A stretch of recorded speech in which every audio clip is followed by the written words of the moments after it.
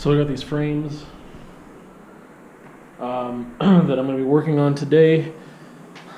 Loralee's stepdad made them for us, so shout out to Gord for stepping up and helping us with these frames. We've got these big canvas rolls here that we were working on, and now we've got this exhibit coming up. So I'm going to try stretching these by myself and see what happens, because I've never stretched anything this big before. I think it's like one of them is 56 inches by 48 inches. Is this biggest one? I believe that's the measurements. Yeah. So these are just for our collaborative works. We're going to have more stuff in the exhibition that's not collaborative, just some solo stuff, but also our collaborative works. And Loralee gets back tomorrow, so I'm sure we'll see some footage with her as well while we're trying to figure things out. Exhibition is September 28th, so we still have a little over a week. It's not a lot of time though, but it starts on the 28th of September and goes until November 8th. The reception is September 28th, so if you want to come out to that, check it out. There's going to be an exhibit upstairs as well, and ours is going to be in the basement of the Trianon, which is at 104 5th Street South. Anyway, we'll be around for the reception. It'll swing by.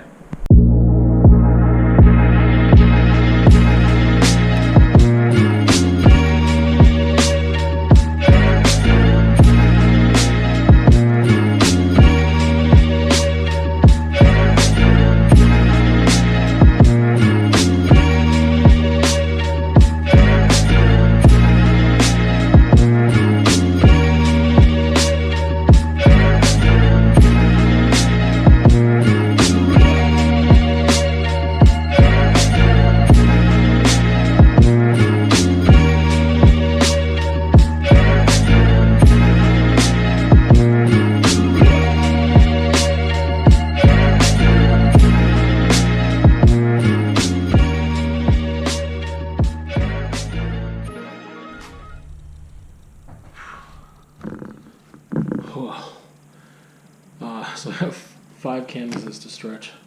I started with the 2 biggest ones first because I knew they were going to be the hardest, and I started getting skin off my knuckles already, which sucks because I still have 3 left to go. But yeah, that's never happened while stretching canvas before for me because I've never stretched anything this big. So these are the 2 that I just finished stretching. These guys right here. But, oh man, they look so good now. They look so good stretched. They've just been on the roll, or off the roll. I'm tired. I'm finally in this room now because it was too big. Like, they were too big to really work on the table here. And I was just, like, working on the carpeted floor, and I was like, ugh, it just sucked. It was, like, up and down, up and down. I felt like I almost passed out, like, 7 times because of just, like, standing up too fast. But now I get to work on the table because the 3 that I have left are smaller. So, hell yeah. Also, I'm going to make an instructional video right now about stretching canvas because it's something that I think is really important for artists. And I taught students this as much as I could. I always had a canvas stretching session. And I don't know, I just enjoy stretching my own canvas when I can.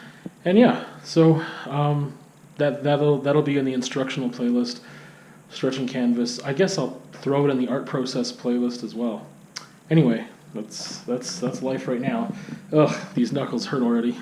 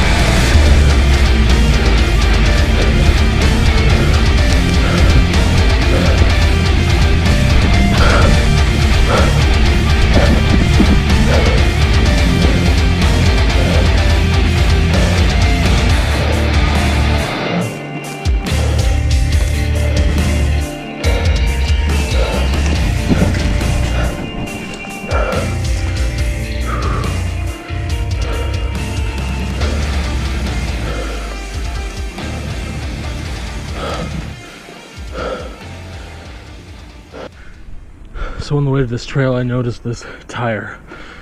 I don't know how this happens.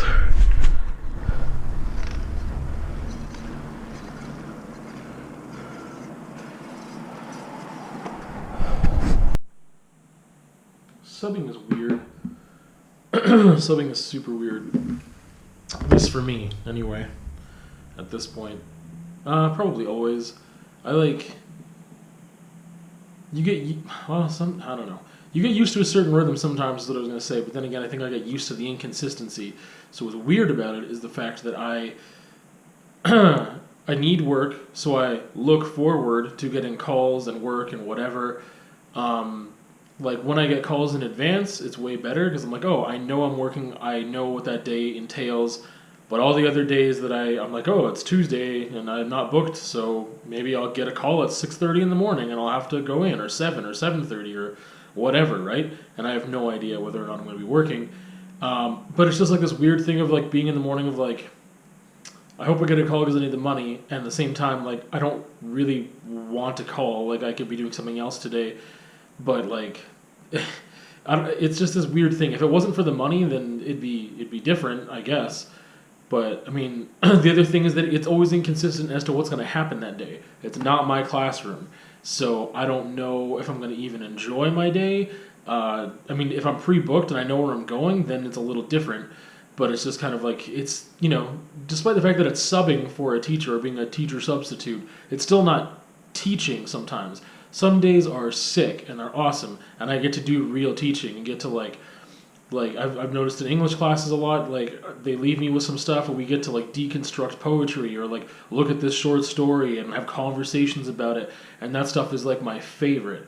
But more often than not, it's just me like babysitting or like supervising, and I'm just like reading a book, which is fine, but at the same time, it doesn't get me super excited. So I don't know. That's just, again, where I'm at with subbing, the inconsistency of it, and just like not just the financial instability, but the inconsistency of like, I don't know if I'm working today. That's stressful. It's anxious, whatever. If I knew I was going to make rent every month, fine, and that wasn't a factor, it would still make me a little anxious to not know what I'm doing that day, to be like, well, I don't know, I'm making a call, so I can't really make plans. And then to realize at a certain point you don't have a call, and then you can go out and do stuff, sure. But also, if I do get a call, where am I going to end up? If I accept the call, have I been there before? What are they doing that day? I have no idea what the plans are till I get there. Am I going to actually be doing some teaching and just like get to, you know, feel that like thrill? I don't know, like feel that excitement and really get into it? Or am I just going to be sitting around doing nothing? The worst is the middle ground, where it's just like being with like noisy groups of students that need constant reminders to stay on task. You can't just chill, and you're not actually doing any teaching. Sub life.